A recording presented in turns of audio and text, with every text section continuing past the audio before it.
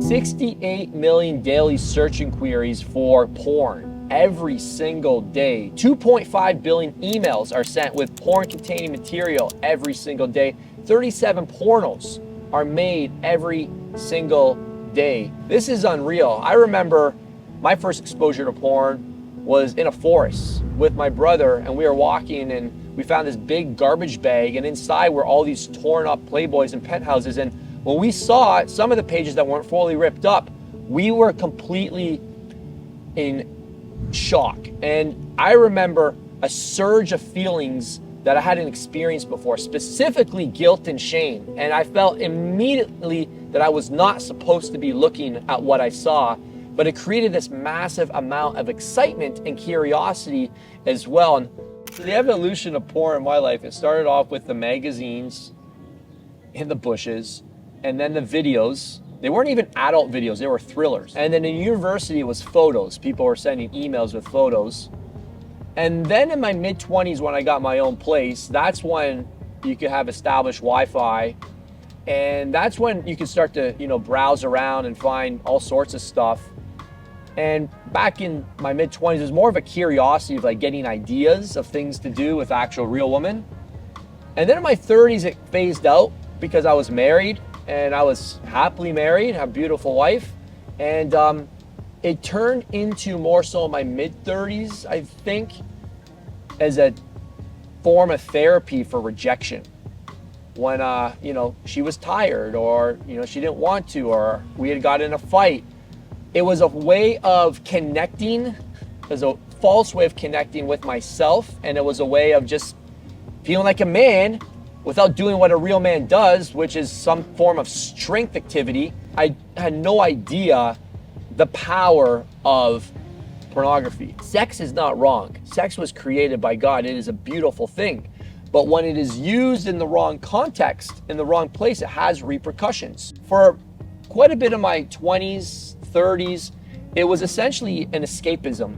I don't think I was ever addicted to porn, but what I would definitely say is it was a place that I ran to when I needed an emotional hole filled in my life. Specifically in my marriage, when I faced rejection. If there was a night where I didn't get any, it was almost like a form of like giving you the finger and like saying, oh yeah, oh yeah. When you see a woman as purely an object of consumption, one, you're devaluing her, you're defrauding her, and you're forgetting that's somebody's little girl. And what happens is you're now in the relationship to see what you can get and not what you can give.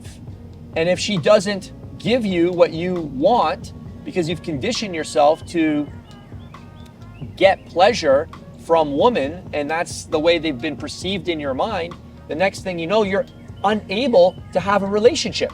And after I did a lot of research and reading, I realized that what I was really craving was an intimate connection with my spouse, but I didn't know how to get it. I learned this after we were separated, and I found out that the ultimate path to having a true connection with another human being is vulnerability. When you are vulnerable with somebody, that's like when you can see the other person naked, inside and out. You can see their mind, their soul, their heart. You see everything about them.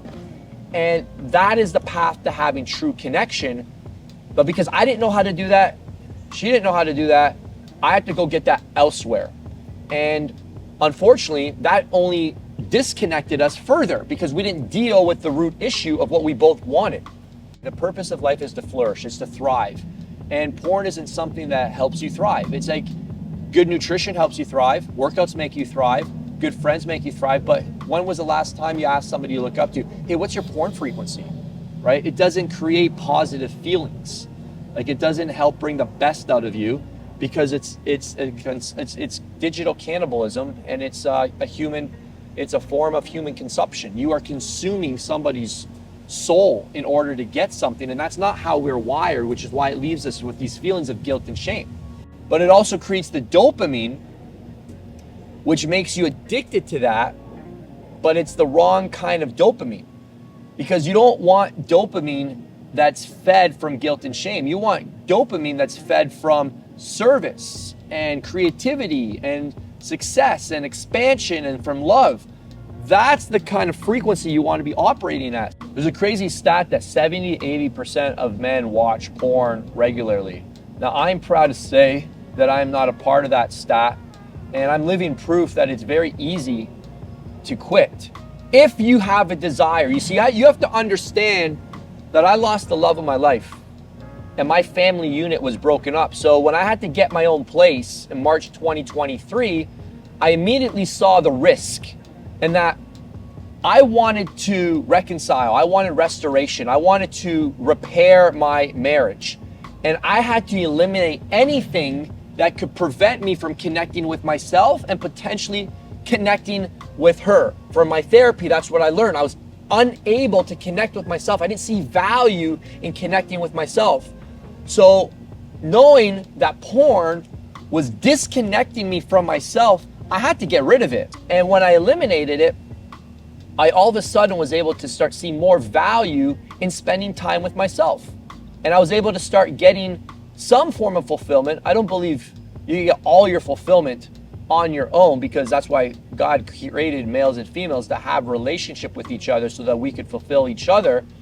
But I was shocked by how much satisfaction I was able to gain when I reoriented my life around purpose. One, figuring out what was broken inside of me, recommitting to my fitness, refocusing on my business, recommitting. The biggest one was my kids. That was the biggest thing. Re-engaging as a father and wanting to be a dad that truly enjoyed his kids and not just endured his kids. The reason I shot this video is to help you understand that if you are watching a ton of porn, it is because you are pursuing a deeper and connected relationship with another human being. You, in fact, crave connection. This is how you are wired. I didn't know I craved connection so badly until I lost the one person I was trying to connect with. If you decide to come off porn, you may experience some of the same benefits that I have. Number one, it is far more fulfilling to be even out on a date with somebody and just have a good conversation because you're in tune with yourself, they're in tune with themselves. The chemistry is completely day and night. Is physical attraction nice? Yes. The anticipation of what might happen later that night, nice, yes. But it doesn't compare to being on the same page with another person because your head and your heart are wired together. Number two, you're functioning at the lowest vibrational state of guilt and shame. Yet that guilt and shame produces dopamine, so it creates this cycle of to get this satisfactory, this temporary hit to avoid unprocessed trauma and crap in your life that you're avoiding. Maybe it's a tough conversation. Maybe it's looking at yourself in the mirror and doing a full inventory. Maybe you've got to take ownership of why you're so broke.